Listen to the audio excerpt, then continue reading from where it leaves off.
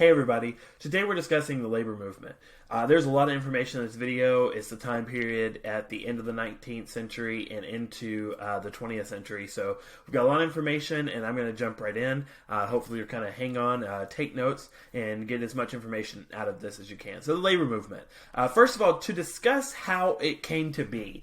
Conditions for workers in the Second Industrial Revolution were tough. The time period we've been talking about, there were low-skilled jobs which made workers expendable as they were abundant.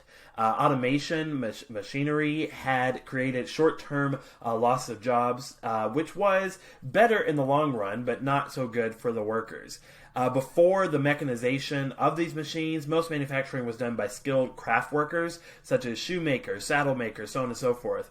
But after this fact, after the mechanization, no longer is that the case. You can do things with simple tasks, and so you don't need skilled workers. And so the earliest unions were trade unions for those people who had those specific skill sets. Working conditions were often terrible, they were dismal, and they were impersonal. So one of the tactics that we have as individuals is the ability to bargain for ourselves in order to say, it would be great if you could do this for me and I'll do this for you. Right? It's hard to get that when you're at such a power imbalance, when you have a very rich boss and you are the individual don't have any power. But if you work together, then you have a little bit more power, and that's collective bargaining. It's negotiations between representatives of labor and management to reach written agreements on wages, hours, and working conditions. The labor movements that we're going to talk about are using negotiations in order to accomplish their goals. If their negotiations don't work, usually the last resort is a strike. We talk more about the strikes than we will today, but usually that is a last resort. It's a result of a very long period of actually coming together and trying to collective bargain. We still see collective bargaining today, especially in sports. So we have the continued rise of the labor movement. Workers didn't have a lot of options.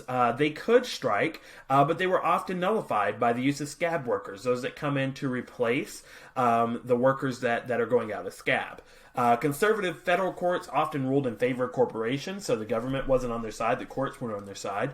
Corporations could ask states to call in troops to break up the strike, and they did. We'll talk about that. Employers also could lock out their workers or starve them into submission, meaning that they force them not to work, they don't pay them, and then, potentially the way they come back is, they need to work, and so they need to work for the money more than the company really needs them to work to make money, because they have money they can live off of while they're doing this.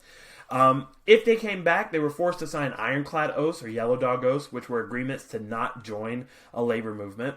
And businesses were also blacklisted. Businesses would blacklist rebellious workers, meaning that if it was someone who was notorious for leading strikes and starting unions and things of that nature, they could put them on a list that would keep them out of the business entirely. So you've heard, you'll never work in this town again, right? That would actually happen. There would be a person that, was at the top of the industry, in the railway industry or something, and they would blacklist them for all other companies that they have their skill for. So obviously, these would all be deterrents to collectively bargaining and working together.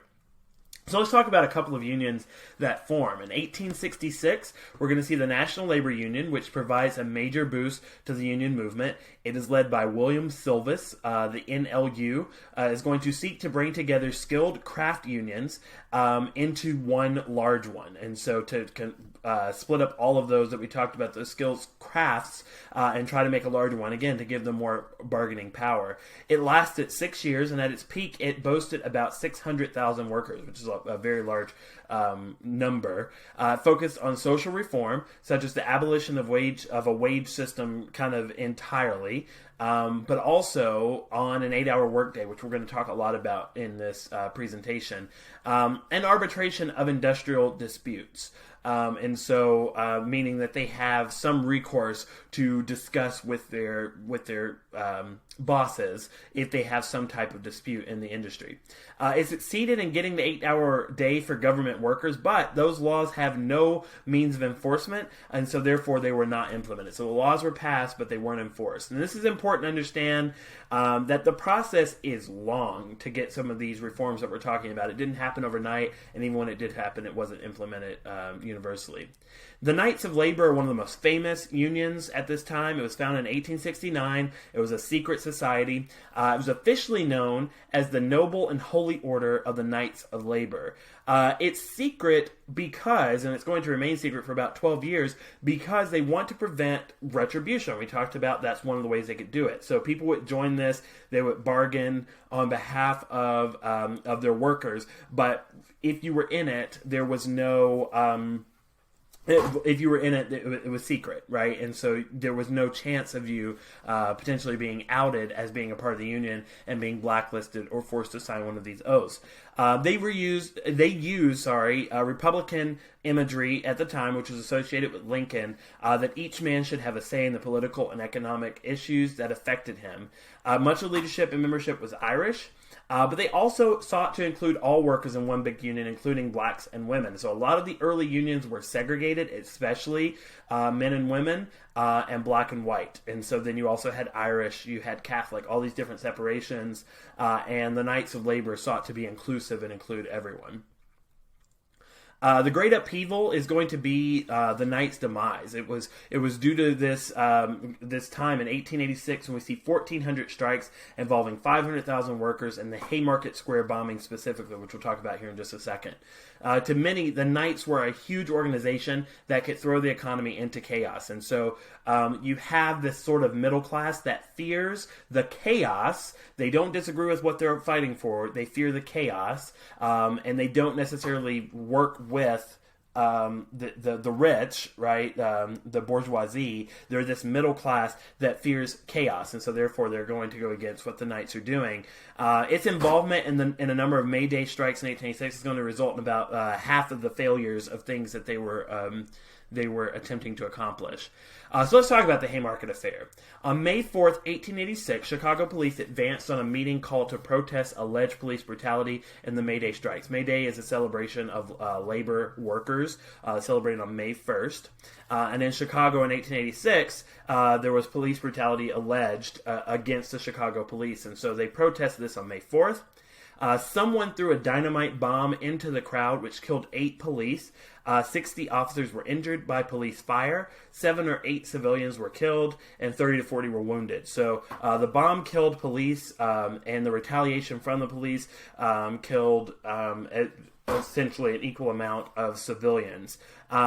People blamed it on anarchists and communists, and so you're going to see a full-blown Red Scare. It's really the first full-blown Red Scare that we're going to talk about, and it happens in Chicago, and it lasts about 2 months, where they're rounding up all of these people who are communists, who are anarchists, and they're throwing them in jail, and they're actually going to be hanged. So a lot of the people who are accused of being communists and anarchists are going to be hanged for their crimes.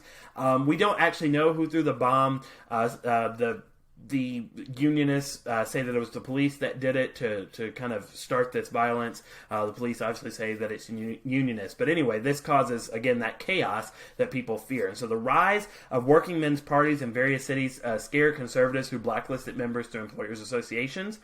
Employees had to sign yellow dog contracts to take ironclad oaths. So this Haymarket Affair is going to scare people away from unionizing and unions, even if they agree with what they're doing. And so that's one of the early effects.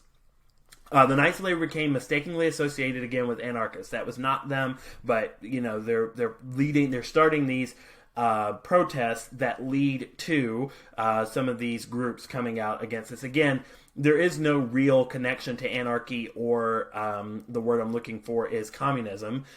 In those groups, that's one of the charges that's thrown against them to kind of get them to stop and of course, it works to a large degree. Their 8-hour movement suffered, and subsequent strikes were met with many failures. The inclusion of both skilled and unskilled workers proved to kind of be their demise in this case. So by the 1890s, the Knights of Labor had only 100,000 members left, most of whom ultimately left to join other protest groups. Then we have the American Federation of Labor, led by a very, very important person, formed in 1886 also by Samuel Gompers. And so this consisted of an association of self-governing national unions with the AFL, unifying the overall strategy. So the American Federation of Labor was like almost a confederation, right? It is a federation of groups that are coming together in order to kind of work together. So this is a national federation. Gompers' path was fairly conservative, as he opposed socialism, preferred to be non-political. So again, think about it, right? The Knights are being taken down because they say people say they're anarchists and communists. So when in the same year the American Federation of Labor comes out, Samuel Gompers says that the way to be successful is to go sort of a conservative, middle of the road route, and he says that he wants to deal with better wages, hours, improved working conditions, which he considered bread and butter issues, and not the big social reforms like the end of the wage system, which we saw with some of the earlier groups. He did, however, persuade his members to vote for pro-union candidates. American Federation of Labor is a closed shop. It's not, well, okay, people have to join the AFL in order to work for certain jobs.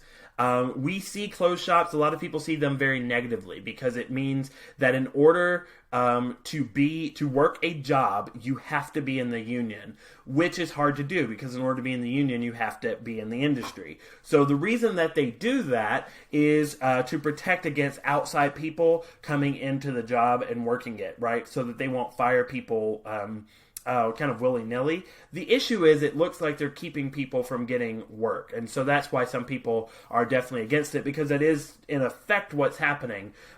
When you have so many people, or when you have so many jobs, there is no fear of people coming in. The jobs aren't there. And so this is to protect that. But it does prevent people from coming into the job, and that's one of the negative views of it.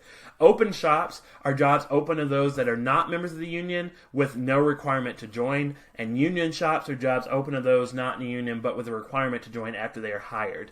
So for instance, teaching is an open shop. There is a union. You can join teaching without being in the union. You cannot, and you can't be forced to join the union. So you don't have to join a union to be a teacher.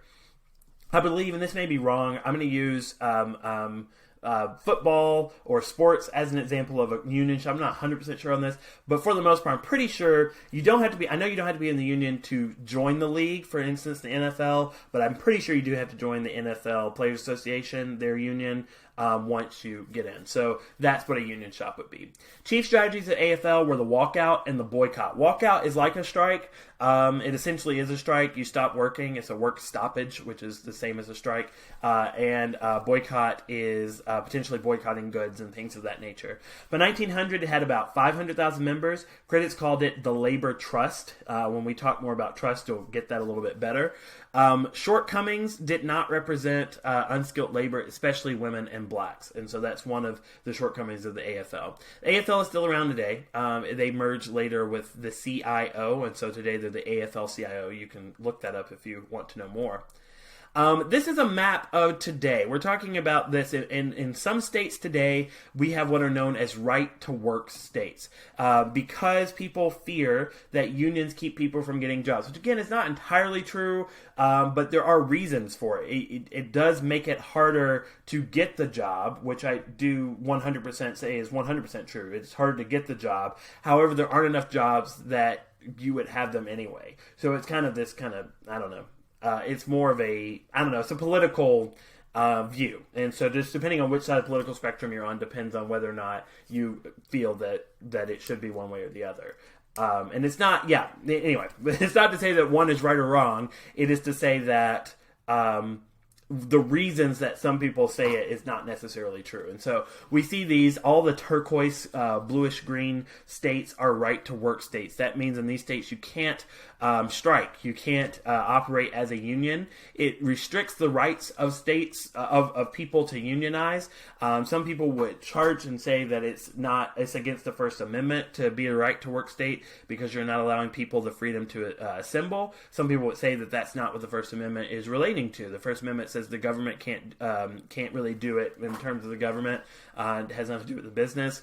There's all sorts of different things. In Tennessee, as you see, it's one of those states that, for instance, teachers have a union. We are not legally allowed to strike. You'll also notice that Oklahoma is a union, and their teachers, is a right-to-work state, and teachers did go on strike there a few years ago. So strikes are never, and we'll see this in just a second, they're never sanctioned by the government or by people. They're always the people deciding that they want to do it. And so it's always a protest. They're never sanctioned, right? And so because of that, a right-to-work state can't really stop people from striking because the whole point is to do something that you're not supposed to do, right? In order to get them to change their minds. So this is an interesting thing. The other thing I'll say about this map is you'll notice that most maps look like this. Whatever issue it is, most of them look like this. And the reason is that this breaks down almost directly along political lines. And so you'll notice almost directly, you'll notice that all of these states are one political side and all the other states are the other political side. So it is a very political issue, more so than necessarily, usually political issues are not necessarily based in truth and definitely not based in history, and we see that here. All right, major strikes in the 1890s. You have the Homestead Strike in 1892. It occurred in Carnegie Steel Plant. We talked a little bit about this near Pittsburgh. Henry Clay Frick and Carnegie announced a 20% pay slash for steel workers. The Amalgamated Association of Iron, Steel, and Tin Workers went on strike, and Frick then locked them out. So he wouldn't let them come back in. He wouldn't pay them, all those different things, right? They're going to get very upset. Workers are going to surround the factory. Scabs are not allowed through the picket lines. And so that causes this fight. You've got workers not being able to get into the factory. They surround it. You have people coming in to try to take their jobs, scabs. And so obviously that causes conflict. Frick is going to call in 300 Pinkerton detectives to break the strike. Armed strikers forced Pinkertons to surrender after 9 Pinkertons and 7 workers were killed and about 150 wounded. So this is a major strike. Again, it's part of what gives strikes a bad name is the violence. Again, not that people agree one way or the other or disagree with what they're striking over or what they're arguing over, but they don't like the chaos. They don't like the violence. And so it gives a little bit of the bad name. But again, all the things that we're talking about, the successes that we enjoy today came from these actions. Pennsylvania's governor brought in 8,000 state militia and scabs replaced workers. The strike was broken. Dozens of workers were indicted on 167 counts of murder, rioting, and conspiracy, but the jury eventually found the leaders innocent. The union was effectively broken. It demonstrated that a strong employer could break a union if it hired private police force and gained government and court protection, which they did. And so when the government backs these, what it ends up doing is it sides with the corporation, right, to continue doing what they're doing, and it goes against the workers and what they want, essentially whatever rights they're fighting for. Pullman Palace Car Company is the Pullman strike is another one. It's in response to the Great Railroad Strike of 1877. The Pullman Car Company is going to build a model company town for its workers near its factory in Chicago. Pullman was hit hard by the Depression, and he's going to cut wages by a third, however, does not change the rent prices. So the workers have to live in the town to work there. They have to pay rent, even though they're living in the town, where they live. They have to pay rent. They're going to cut their wages by a third, but they are not going to cut their rent. So obviously they're upset. That changes their lives significantly. Eugene V. Debs, that name again, we haven't talked about Eugene V. Debs yet. Another very important unionizer is going to help organize American Railway Union of about 150,000 rail workers. The workers are going to go on strike while overturning some Pullman cars, and by cars, talking train cars, right? So that's going to block the entire system. It's going to block the entire railway system. Railway traffic from Chicago to Pacific Coast was paralyzed. So therefore, the Attorney General is going to send in federal troops saying that the strike is interfering with the transit of U.S. mail, which is probably true, but they're using it as an excuse for the government to get involved. And so President Cleveland says if it takes the entire Army and Navy to deliver a postal card in Chicago, that card will be delivered. And violence spread to several states, costing 34 lives. And the strike was crushed, and the ARU was destroyed. The ramifications from this, it's the first time the federal government's going to use an injunction to break a strike. The government made striking an activity not previously defined as illegal, a crime. Okay, so this is when striking itself is going to become illegal for the time being. It goes back and forth over history. Again, with some states saying it is now and some not. Strikers would thus be held in contempt of court and could be imprisoned without a jury trial. Between 1881 and 1900, 23,000 strikes occurred involving 6.6 million workers, about 3% of all working people. The public finally began to accept workers' rights to organize, bargain collectively, and strike. So this is going to shift the view back in favor of the unions, and Labor Day is going to be made this legal holiday in this particular time period. We see all of these strikes coming out of this because there has to be a balance between these companies, where we're talking about Carnegie being one of the richest people in the world, paying his, he's making hundreds of millions of dollars, and he's paying his workers $2 a day.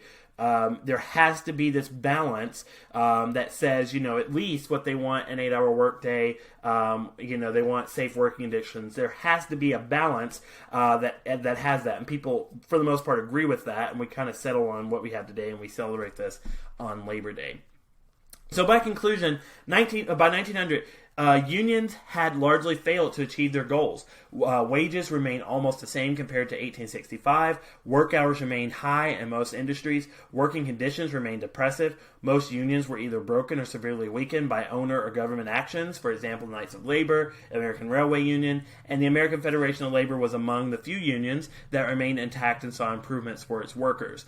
So it's a long process that is largely not going to succeed. We'll see some of the successes come to fruition.